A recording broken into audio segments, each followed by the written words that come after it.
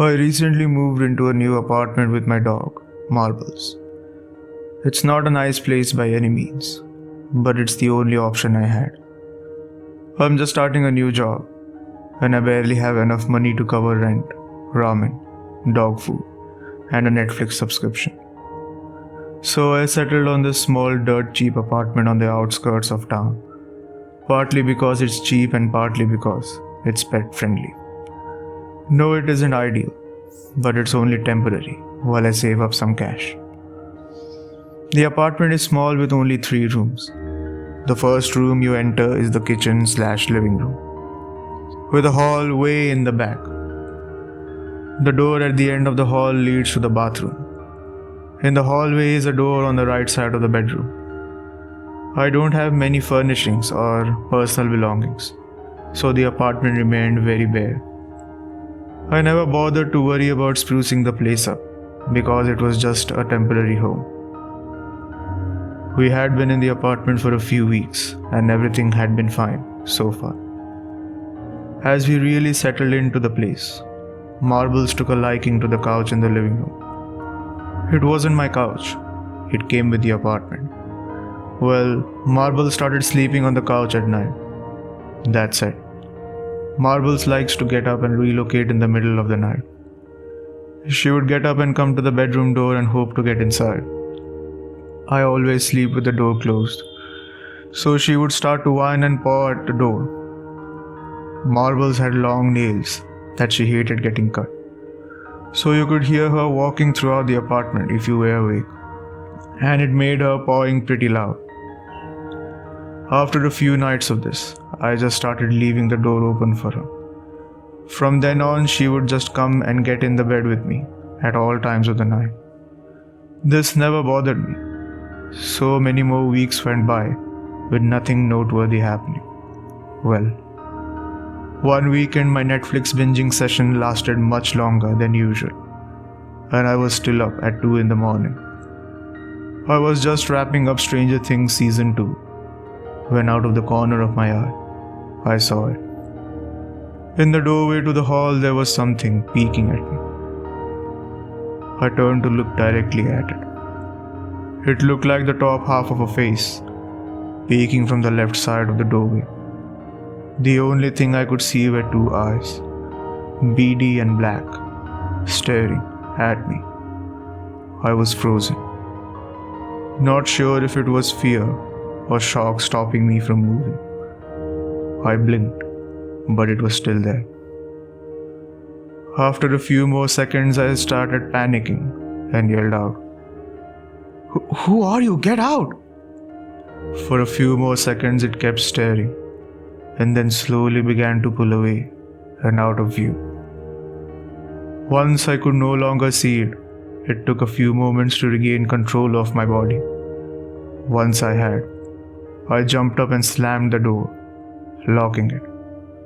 Marbles, who had been laying on the bed with me, was now sitting up and alert. I called the police and told them something had broken into my apartment. After a while, I heard them knocking on the front door. Eventually, I mustered the courage to step out from the room and run to the front door. They investigated, and the landlord was called. No one was found in the apartment, and when the police had arrived, the front door was still locked from when I got home. There was no signs of breaking and entering, but I insisted that I saw someone. The police did one more sweep of the apartment before leaving, telling me that there was nothing more they could do. The landlord, to whom I must give credit, swapped out the locks the very next day, giving me all new keys.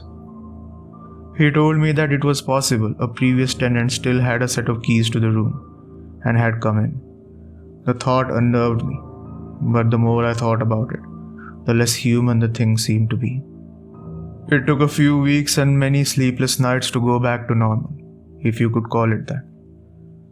I told myself that I could handle the stress, that we would only be here a little while longer. During that time, I also bought a baseball bat, which I now kept beside my bed. Now, I still kept the door to the bedroom open at night, but only slightly ajar, so marbles could slip in or out. I didn't feel comfortable seeing the doorway where that thing had been. One night, Marbles came in and hopped up on the bed, like she usually does. She settled down and rested her head on my thigh, a common occurrence. I had been asleep and never bothered to open my eyes. I started drifting back off to sleep when I heard a sound. It was a familiar sound of scratching on the floor. It was Marble's nails on the floor as she walked. It came from the living room and was approaching the bedroom door. I was facing the side of the room with the door, and I opened my eyes. Marbles was there, pushing the door open and coming in. A chill ran up my spine. Slowly I looked over and down at the bed, and it was there. The thing was resting its head on my thigh, looking right into my eyes. For a second I got a look at it. It had a humanoid form, but it was impossibly inhuman. Its face was horrific, with those beady black eyes, long greasy black hair, and a mouth without lips. Its body was elongated, and it looked as though it was made up of only bones, with skin wrapped tightly around them. Its face started to creep closer to mine, and I was finally able to move. I threw the blanket over the thing and jumped out of the bed, running to the front door. I could hear it scurrying behind me, along with Marbles running behind. When I got to the door, I turned to see both Marbles and the thing following. Marbles made it to the door first, and once she was out, I slammed the door closed. I heard and felt the thing slam against the door, scratching and banging against it.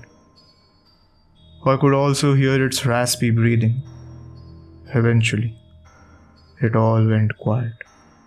My phone was still inside, but after a while one of the neighbors opened the door after frantic knocking. They phoned the police for me. The police weren't as friendly this time, but I told them I trapped the person inside my apartment.